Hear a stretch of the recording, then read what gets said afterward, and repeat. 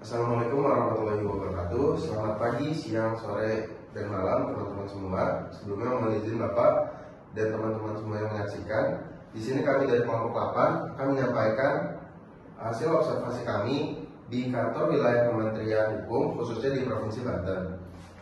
Di sini kelompok kami beranggotakan saya sendiri, Presiden Satriani selaku moderator, dan ada rekan-rekan saya. Yang pertama ada Muhammad Yofiansyah, yang kedua ada Putri Clarissa, dan yang terakhir ada Aulia Rahmawati.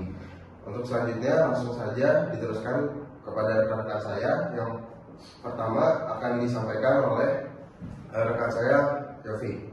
Baik, terima kasih kepada moderator yang telah memberikan waktunya kepada saya. Di sini saya akan menjelaskan tentang Kementerian Hukum atau Kemenkum. Jadi Kemenkum sendiri merupakan kementerian yang menyelenggarakan urusan pemerintahan di bidang hukum. Nah, Kementerian Hukum sendiri berada di bawah tanggung jawab Presiden yang dipimpin oleh seorang menteri dan wakil menteri yang dipilih langsung oleh Presiden sebagai salah satu kesatuan unsur pemimpin dalam Kementerian Hukum itu sendiri. Nah, kementerian ini bertugas untuk menyelenggarakan urusan pemerintahan di bidang hukum untuk membantu Presiden dalam menyelenggarakan pemerintahan negara. Selanjutnya itu adalah fungsi utama Kanwil pasal 4 Permenkum nomor 2 tahun 2024. Yang pertama itu ada pengordinasian perencanaan pengendalian program dan pelaporan. Nah, yang kedua itu ada pelaksanaan pelayanan di bidang administrasi hukum umum, kekayaan intelektual, dan pemberian informasi hukum. Selanjutnya itu ada fasilitasi perencanaan, pembentukan dan perancangan peraturan daerah dan peraturan kepala daerah. Nah, yang keempat ada pelaksanaan harmonisasi, rancangan peraturan daerah dan rancangan peraturan kepala daerah. Nah, yang kelima ini ada koordinasi dan pelaksanaan pengukuran kinerja pembangunan dan reformasi hukum di daerah. Baik, selanjutnya itu ada pembinaan dan pengendalian pelaksanaan kerjasama, pemantauan, evaluasi, kebudayaan umum, penyuluhan, konsultasi, dan bantuan hukum. Selanjutnya itu ada pengordinasian dan pengendalian penilaian kepatuhan hukum pemerintahan daerah. Nah, di sini juga ada koordinasi dan sinkronisasi, analisis dan evaluasi hukum terhadap peraturan perundang-undangan pada instansi daerah. Selanjutnya juga ada fasilitasi pemantauan dan peninjauan serta analisis dan evaluasi hukum terhadap peraturan perundang-undangan di daerah. Selanjutnya, fasilitasi dan koordinasi pembinaan dan pengembangan jabatan fungsional bidang hukum di daerah. Dan yang terakhir itu pelaksanaan urusan administrasi di lingkungan kantor wilayah.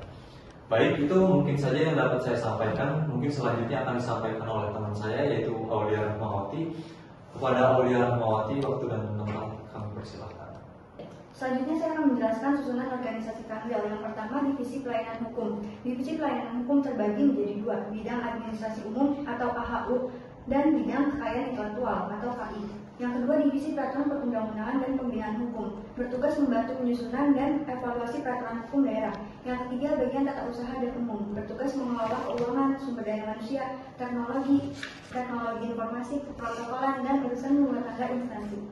Selanjutnya, administrasi hukum umum. Administrasi hukum umum atau AHU bertugas memberikan pelayanan administrasi hukum kepada masyarakat seperti pengesahan badan hukum, legalisasi dokumen, dan lainnya. Baik, selanjutnya akan dilanjutkan oleh teman saya, Putri Clarissa. Baik, selanjutnya saya akan menjelaskan proses administrasi pendaftaran badan hukum. Yang pertama ada persiapan dokumen, yang kedua ajukan permohonan ke Kemenkum, pembayaran, pengesahan, dan yang terakhir pengumuman. Selanjutnya, proses administrasi pengurusan kewarganegaraan. Yang pertama ada persiapan dokumen, ajukan permohonan, verifikasi dan pemeriksaan, penerbitan keputusan Presiden, pengambilan sumpah atau janji setia, penyerahan dokumen, serta yang terakhir pengumuman. Lalu yang berikutnya ada bagian kekayaan intelektual. Bagian KI membantu untuk mendaftar dan mendukung perlindungan kekayaan intelektual seperti merek, hak cipta, paten, dan banyak lagi. Proses layanan dimulai dengan entry data melalui saran awal dgip.go.id dan tinjauan administratif untuk memantau pengembangan aplikasi. Baik, selanjutnya saya serahkan kembali kepada moderator. Baik, dari penyampaian rekan-rekan saya semua, di sini saya akan mencoba menyampaikan kesimpulan bahwa kantor wilayah Kementerian Hukum Provinsi Banten menjalankan peran strategis sebagai pelaksana kebijakan pemerintah pusat di bidang hukum dan hak asasi manusia di tingkat daerah. Selain itu, program-program yang dijalankan mencakup pelayanan hukum, pembinaan warga binaan, serta pengawasan keimigrasian. Mungkin sekian presentasi dari kelompok kami. Kurang lebihnya mohon dimaafkan. Jika terdapat salah atau kekeliruan dalam hal penyampaian maupun isi materi mohon dimaafkan. Wabillahi taufiq wal hidayah. Wassalamualaikum warahmatullahi wabarakatuh.